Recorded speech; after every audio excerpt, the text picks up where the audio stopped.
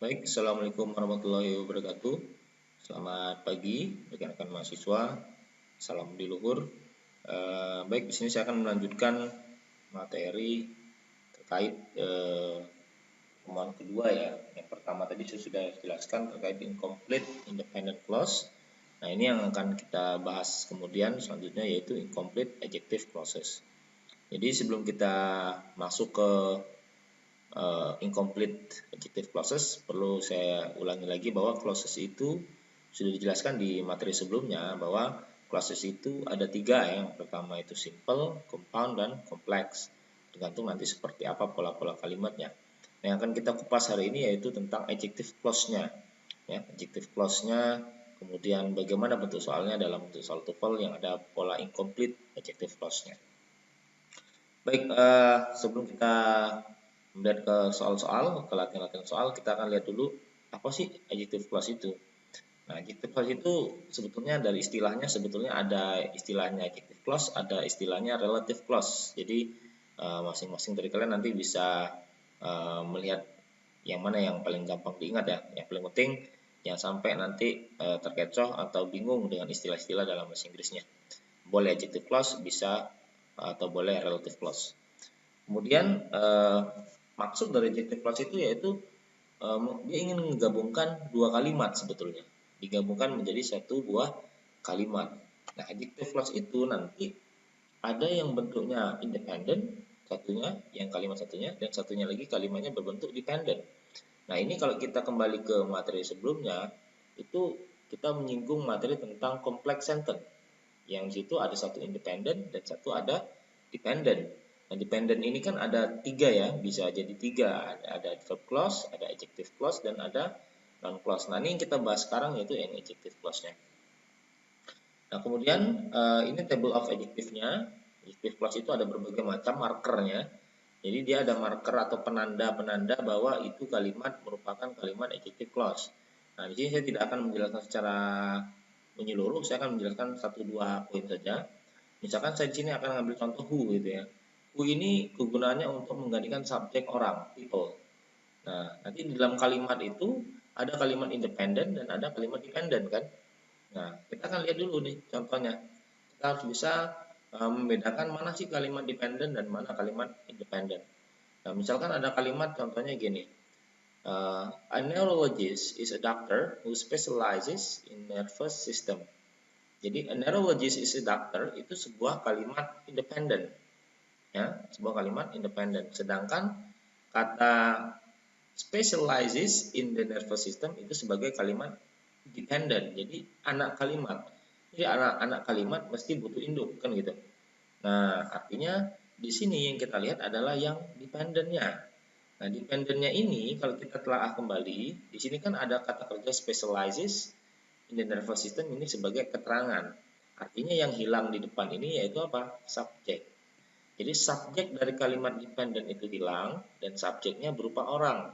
Kenapa orang? Dokter pasti orang, bukan hewan, bukan binatang ya, pasti orang. Nah, subjek orang makanya diganti menggunakan kata who. Nah, di sini who ini berfungsi yang menjelaskan apa? Menjelaskan dokter tadi. Jadi neurologis adalah seorang dokter yang menspesialisasi atau yang bidang khususnya, bidang spesialisnya adalah sistem saraf, misalnya seperti itu. Jadi yang di sini menjelaskan dokternya, adjective clause-nya ya. Nah, kemudian ada yang whom misalkan. Whom ini digunakan untuk mengganti fungsi objek dan objeknya berupa orang. Contohnya misalkan independent clause-nya bunyi this is the patient, ini adalah seorang pasien. This subject is verb, patient itu objek. Nah, bla bla bla titik-titik the doctor treated. Ini kalimat dependennya. Kalimat dependennya kalau kita lihat the doctor ini sebagai subjek, treated ini sebagai kata kerja ya. Nah, objeknya hilang di sini. Harusnya kan kalimatnya the doctor treated the patient. Jadi this is a patient itu kalimat satu independent. Kalimat dependentnya the doctor treated the patient. Jadi dokter mentreated atau merawat mereka, pasien-pasien atau pasien.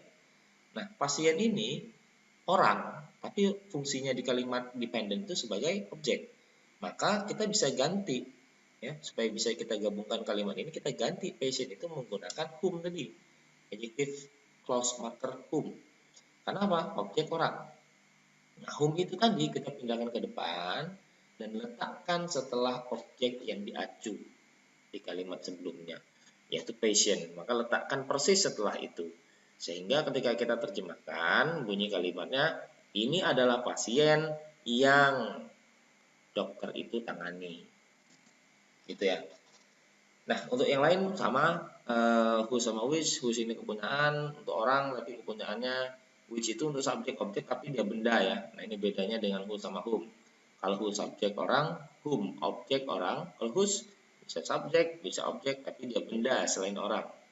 Bisa itu hewan, bisa itu benda mati, dan lain-lain. Pokoknya selain orang. Nah, kalau that ini sebetulnya saya bilang opsi terakhir lah ya. Dan ini bisa digunakan untuk mengganti who, whom, whose, which ini. Ya, tapi ini jarang sekali terpakai kalau dalam adjective clause. Biasanya that itu dipakai dalam noun clause seperti itu. Tapi tidak menutup kemungkinan dia muncul di kalimat-kalimat adjective clause. Nah, kemudian where,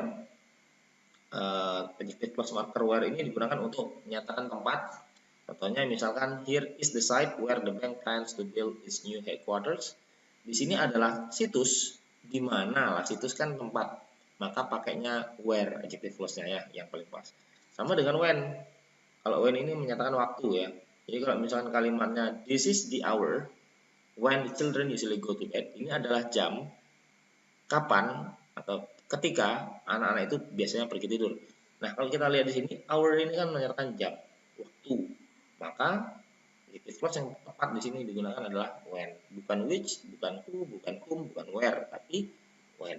Sama kayak tadi, kalau dia site tempat, misalkan here is the police office where, gitu kan, police office kan tempat, maka pakai where. This is the night, ini adalah malam, when. Nah, itu karena waktu maka when, dan lain sebagainya seperti itu. Jadi menyesuaikan dengan konteks kalimat ya. Nanti kalian bisa lebih jauh baca di halaman 121. Kalau saya buka di sini ada juga contoh-contohnya banyak ya. Jadi nanti kalian bisa latihan-latihan soal-soal yang ada di halaman 121 itu. Contoh-contohnya lumayan banyak. Nanti kalian bisa cek satu-satu di sana. Oke, saya akan lanjut ke penjelasan lanjutan. Seperti yang saya bilang tadi bahwa adjective clause itu mesti punya satu subjek dan satu verb. Nah, minimal sekali satu subjek dan satu verb adjective clause. Karena tadi dia menggabungkan antara independent dan dependent. So at least one subject, one verb. Kemudian contohnya misalkan seperti ini ya. Jadi adjective clause ini kan dia ingin menggabungkan dua kata tadi, seperti yang di penjelasan di awal. Ingin menggabungkan dua kata. Nah, dua kalimat maksudnya. Dua kalimat ini ya, asalnya itu kan pasti terpisah ya, ada yang satu independent, satu dependent. Nah, sekarang kalau kita lihat penjelasan yang ada di sini di slide, the painting was very expensive. Ini independent ya kan. Jadi lukisan itu sangat mahal. Miss Willis bought it. Bu Willis membelinya. Nah, kenapa kalimat ini disebut dependent atau kalimat anak kalimat atau kalimat yang bergantung kepada induk?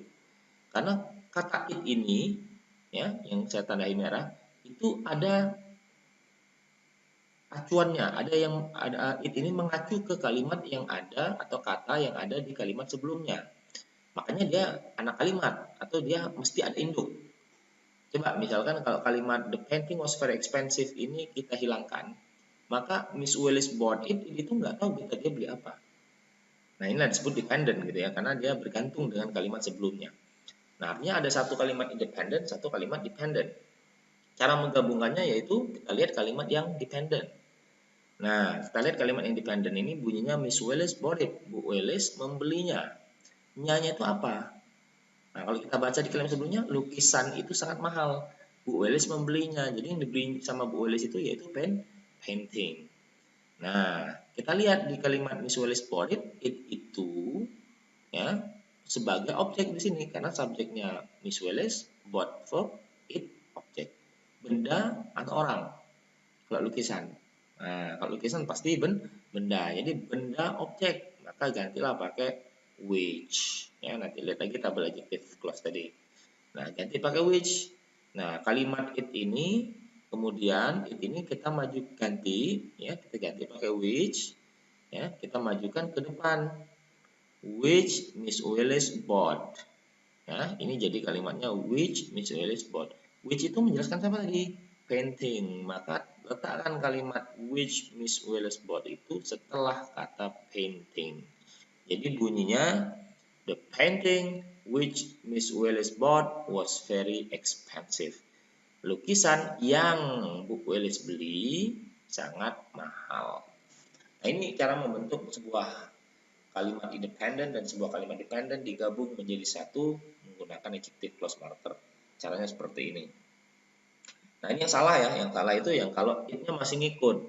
Nah, sekarang the painting which Miss Willis bought it was very expensive. Bought-nya nggak usah lagi karena sudah diganti pakai which yang sudah dipindahkan ke depan dan sudah diletakkan tepat setelah kata yang diacu, yaitu painting.